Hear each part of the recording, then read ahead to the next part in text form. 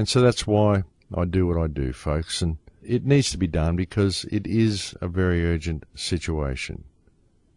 Though I must admit it is kind of fascinating to watch in many ways, because I find it completely ludicrous that people believe they can control the world by writing these little rules on pieces of paper.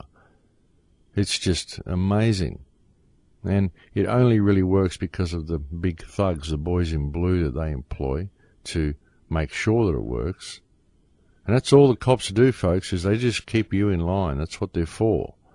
I mean, sure, sometimes they do go to crime scenes and protect people, but again, these crimes only happen because of the system itself. It's all this one big vicious circle, and they have to give the police a little bit of crime and bloodshed to deal with, otherwise they would feel like they're simply enforcing corporate corruption. And so even that is perpetuated by the system just by matter of course. You know, it's an incredibly clever system, and as I've said before, it's kind of like a self-perpetuating, self-organizing organism. It really is quite amazing the way it works when you step back and look at it. All of the crime, all of the shortage, all of the need for police, all of this stuff is created by the system itself. And so because all of this stuff is a natural byproduct of the system, then more and more rules have to be put in place to try to contain it. And yet the more rules are put in place, the easier it is for people to break them, and so the more violent the system becomes. Because eventually it will get to the point where we've just got total criminalization, and there'll be rules for everything. You won't be able to do anything without breaking the law, because there'll be a law against virtually everything. Eventually there'll be a law against everything that makes a human being, and therefore it's possible for everybody to break the law at any time of the day and not even realize they're doing it, and so at last we can all be uniform in the eyes of the law. Ordo ab chaos. Order out of chaos. See, it fits in within every aspect of the system, no matter how you look at it. It's there. And it's the state of ordering that creates the chaos, because chaos is a natural result to anything if looked at from a perspective of total order, because nature is anything but ordered. Human life is anything but ordered. Reality is anything but ordered. So when you start creating stringent rules and stringent laws which require for everything to be ordered, then everything becomes chaos. And then the government itself, the ordering body, is the one who actually instigates violence against the chaos as a means of forcing it into a completely unnatural order. And so mankind becomes more and more machine-like. And that's what's happening, folks. Mankind is being turned into a machine. And it's all happening because we're allowing it to happen, because we won't face this fear in ourselves. We won't connect with the people around us and see that the system that enslaves us is just an idea. Mankind used to live in perfect harmony on this planet. When you look back at the ancient technology that was used by the Egyptians and the Mayans and many ancient races, when you read the texts and you see what these people achieved, what they left for us to see that they could achieve, and then you look at today's modern society, it's easy to see that somewhere along the line something went terribly wrong. Something happened that divided us from creation, divided us from nature, divided us from the earth, and also served to divide us from each other and essentially from ourselves. And mankind became civilized in a completely different way, culminating in the societies that now threaten our very existence. And if you step back and look at Western society, folks, what you can see is that we were tricked. We were tricked into living our lives in a state of fear, in fear that everybody was out to get us.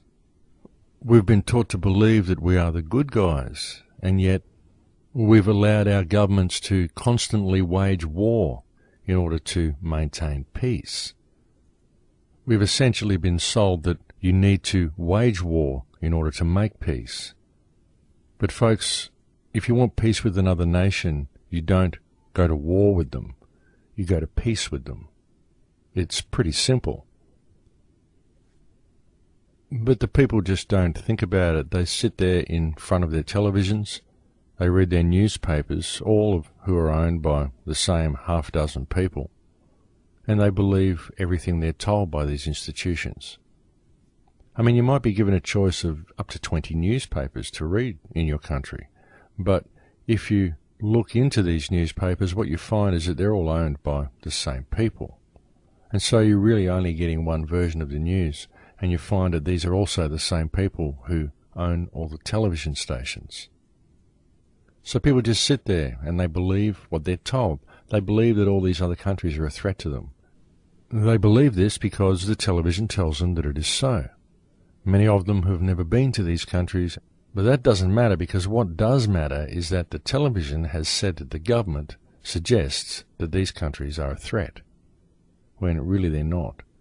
They sit there and they cheer on the winning team from their armchairs by watching the war on television.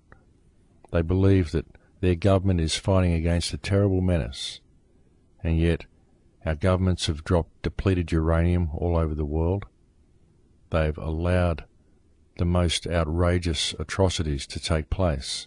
The carpet bombing of Baghdad, the pepper bombing of Libya. Thousands of innocent lives lost in order to bring peace. And then you look at the hardship that exists within our countries. Look how everybody is struggling. Nobody can pay the bills because of the corrupt banking system that enslaves the country to debt. We find our countries being strip-mined and fracked, and the water tables being destroyed, people being corralled into cities, the police getting more and more militarized, and still our governments tell us they're doing all of it for our safety, and that they're doing it all to maintain peace. The damage that has been done to the world and what's been done to mankind at the hands of this system is unacceptable. And I believe mankind has a duty to refuse to accept it any longer. We have so many thousands of people die every day. We have children in a state of terrible need. We have whole countries at war. We have resources being ravaged at will. And it all continues because we simply sit back and do nothing. And folks, it might seem like a really big thing to do to stand up against this system, but if we do it together by simply connecting with each other and supporting our local communities and supporting each other and turning away from the system, then the system collapses. And this goes for everybody. All the police officers, all the FDA people, all the people working in the laboratories genetically engineering food, all the people transporting these seeds for companies like Monsanto and all of these sorts of things, all the workers for these companies, all the police officers, all the military, all of the people on the ground that are driving these industries and driving this corruption, all need to turn away from it and turn back towards your communities, because it really is time for mankind to come home. It's time for mankind to step up and be mankind rather than being the human race. Because all the human race is a group of beings that are the hue of man racing headlong towards their own destruction. But it's time for us to stop racing and simply be mankind. We're being given an opportunity to do this right now. Peaceful non-compliance to this system. I mean, all you have to do is look at the system, folks, and you can see how corrupt it is. People like Chappelle Corby rotting in an Indonesian jail. All of the wars, all of the bloodshed, all of the homelessness, all of the starvation, all of the problems that we face, there are a result of this system. And you can't blame the individuals within the system. We don't want them. We don't want to hang them or chop off their heads. We don't want to hurt them in any way. They are as much entangled in the system as anybody else. But even if they believe they have a position of power and they're that stuck into the system, they will still find that the system doesn't work without the compliance of the people. And we simply have to stop complying with it. That's all we have to do. We just got to stop going along with it, start helping each other. There shouldn't be any law in place that says that you can't help your neighbour, that you can't eat organic food, that you can't be an absolutely free person. If there is a law in place that says such a thing, then it's not a law, it's a statute, and you owe it no allegiance. Because when laws are written that are contrary to conscience, then people must act contrary to the laws. That's the way it is. And we're being given the opportunity to do this, folks, and I firmly believe that all we have to do to make it happen is to let go of that fear, connect with each other, and stand up and be who and what we were born to be. Non-violent non-compliance, folks, that's all it would take. Well, that's about it for me today, folks. We're almost at the end of the show. Don't forget to visit the site to get some information about Schapelle Corby. There's a link at the top of the Crow House homepage to the Expendable Project, and that's where you'll find that information. Please do spread this information about Schapelle as much as you can. Mirror it on other sites if you're able to do so. I will be creating a mirror of the information on the Crow House as soon as I'm able. Thank you for continuing to visit the website, thecrowhouse.com. Thank you for any support you've ever shown me.